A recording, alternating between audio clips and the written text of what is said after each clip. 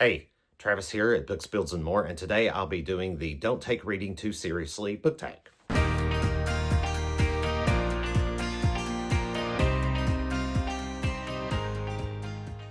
I was tagged by the tag's creator, Mike from Bibliophile Bookscape, and there are 12 prompts relating to, what the subject matter is. Don't take reading too seriously.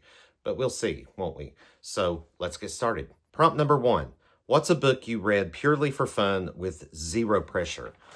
Well, I would like to say anything. Even if you don't like the book, you read for fun, but anytime you read should be without any kind of pressure. However, and I can only speak from my own experience here, that whenever you read something with an attached reason, for example, like if you're doing a buddy read, or if you make a personal goal and you set like a time frame for that goal, it always adds a little bit of pressure for it. So if you put an extra reasoning, like attach an actual reasoning, if you just aside from just picking up a book just to read it, just for the fun of it, of course you're not going to have any pressure there, but you're always going to feel some kind of pressure. However, I'm going to have to say, a lot of my reading does come with some kind of reasoning behind it. So there's always automatically a little modicum, at least, of some kind of pressure, to get it done or whatnot.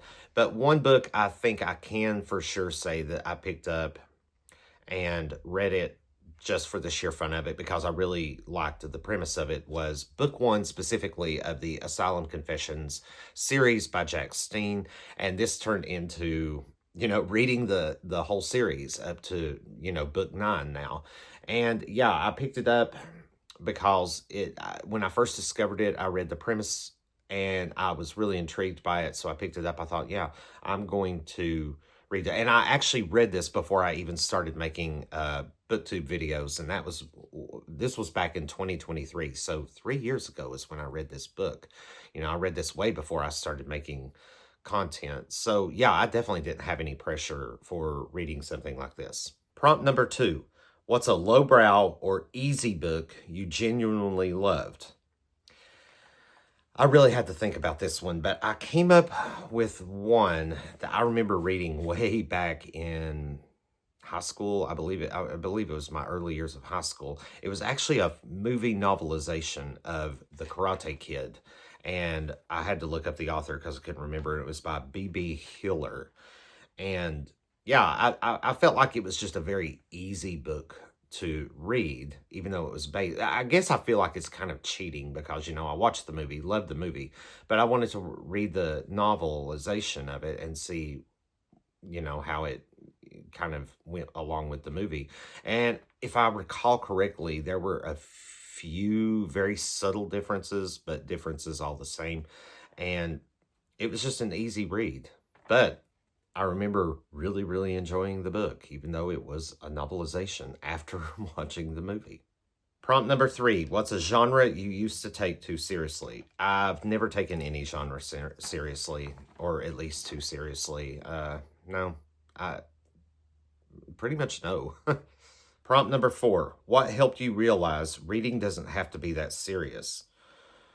I can't remember any specific moment. In fact, I don't think I even recall any time where I never thought about reading being very serious, to be honest with you. The only thing I've ever considered serious about reading is how it affects me, what it does for me personally. But I can't really pinpoint any. I don't think there is one point actually where I realized that, reading shouldn't be taken too seriously. Aside from like school books, things that actually, your textbooks and, your learning materials that are critical for your education. But other than that, no. And even that, I don't know. I don't think there's a point. That's a very tough question for me to answer, but I can just go with that. Prompt number 5. What's a book you DNF'd and felt good about putting down? This was another really tough one, but I had to really think about this one. And I do remember one book that I didn't mind DNFing. This was way back in 1980s, like late 80s or something like that. I can't remember. It's been so long. But I remember this one specific book, a little fantasy book called The Twilight Realm by Christopher Carpenter. And I had to look that one up too because I had to remember the author for that one. But I remember that I didn't mind putting. Now, it's rare that I DNF books. I hate DNFing books. If I'm going to start a book, no matter how I feel about it, I want to see it through because you never know. It might get better. There's always that chance. I always like to cling to that shred of hope, that uh, a book that I'm not enjoying will have some kind of strong finish or at least, be somewhat decent by the end of it, that I feel like it was worth reading after all. Uh, there are a few books that I've DNF'd. Most of them I can't remember, and I don't recall being happy about putting them down except this one book, because I do remember that it was just, I think it just reeked of every type of cheese imaginable, and the characters were not great. I didn't like it was like a teen fantasy, and which I was a teen at the time, so go figure. May even sound hypocritical on my part, but that's just the way it was. But yeah, I just don't really remember enjoying this, and I was just like, okay, you know what? I can't do this. I'm going to put it down. I'm not going to feel bad about it at all. Yeah, I have to go with that one. Prompt number 6. Do you track your reading? Why or why not? I track my reading on Goodreads and Storygraph, I guess. And I guess now on BookTube, because, I talk about every book on my shelf, even back on Trav's bookshelf, every book gets at least some kind of mention in every single, well, not in every single video, but every single book has been talked about in a video somewhere on my channel. Not this one, obviously, because, well, unless you count my bookshelf tour, where I, pretty much showed. I don't think I talked about every single book in there, but it's definitely been shown because I went through my whole bookshelf here in that video. But now on Trav's bookshelf, as I started hauling books, and buying books and presenting them, yes, every single book on this shelf has made some kind of appearance in a video, whether it be on my previous channel or this one.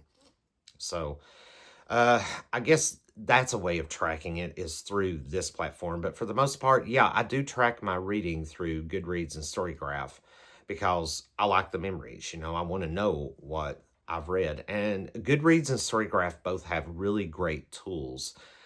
More so Storygraph than Goodreads, to be honest with you, that I like to go back and look and see what I've read. It also helps me kind of plan my reading. If I come up with any ideas on how I want to do some kind of reading project or something coming up in the future, then yeah, I'll use the tools for that as well.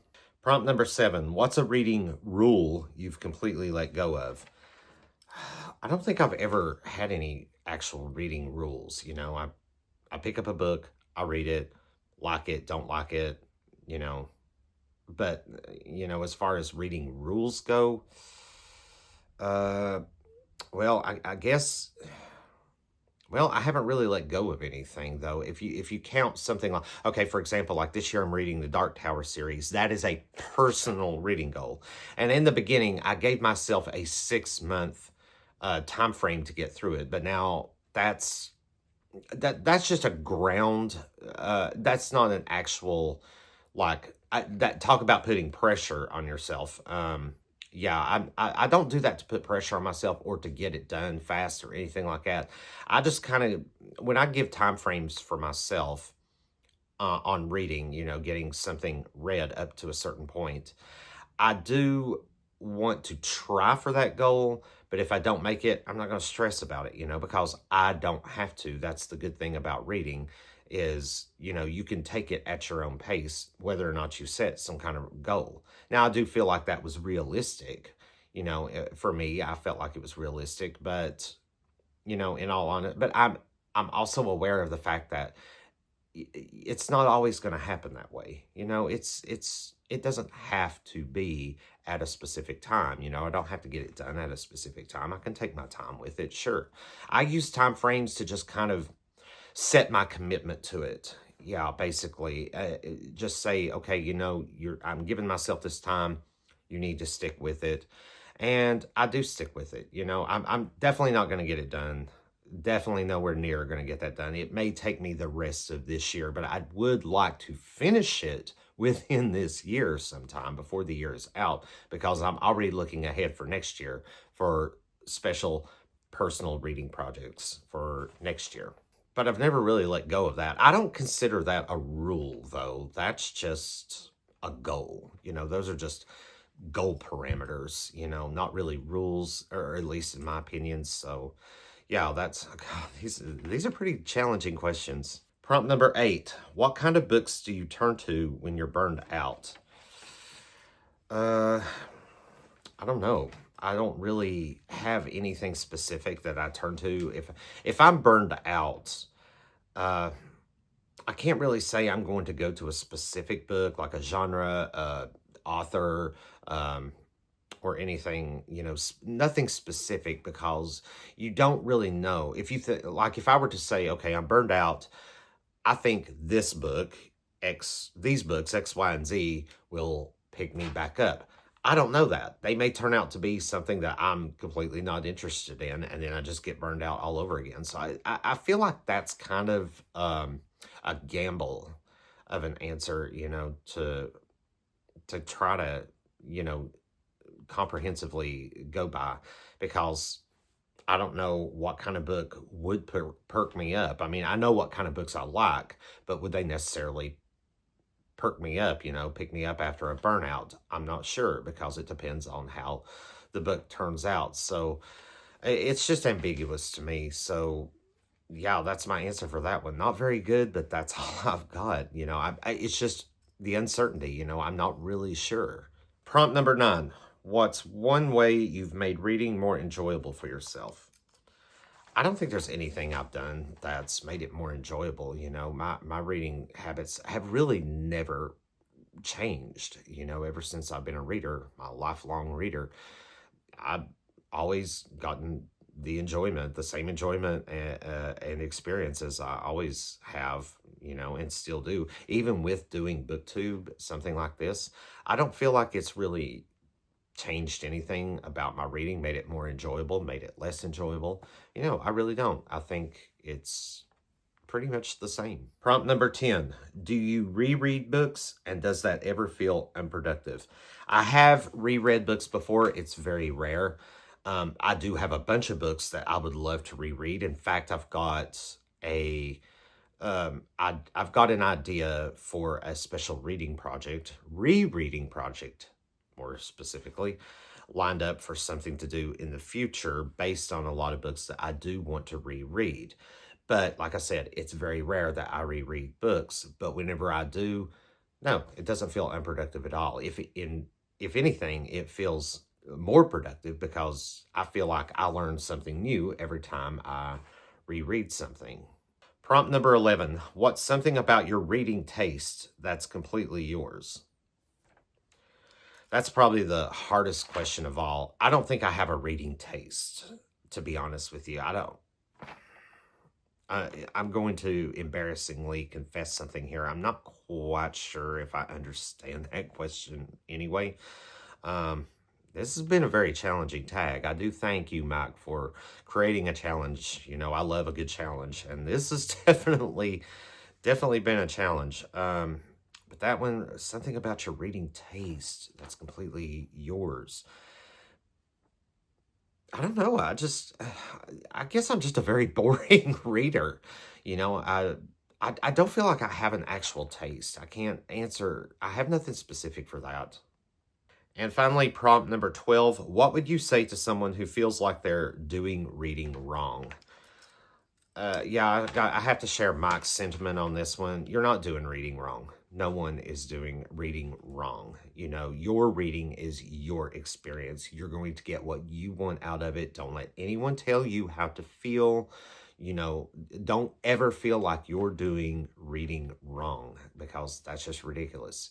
You know, we're all going to get our own experiences. We read at our pace. We understand what we get out of what we read. You know, there is absolutely no right or wrong way to read.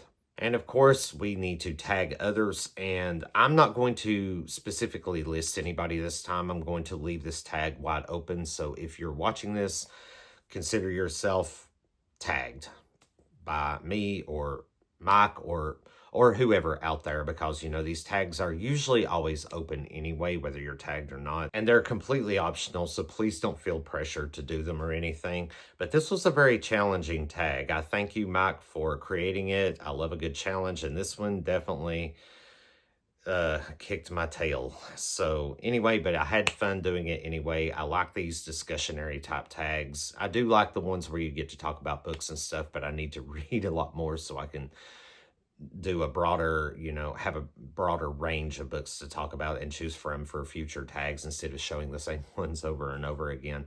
But I think I did a pretty good job with this one of the books that I did show. But anyway, if you've stuck with me this long, I hope this was somewhat enjoyable, and I appreciate you so much for watching. And until the next video, have a good one.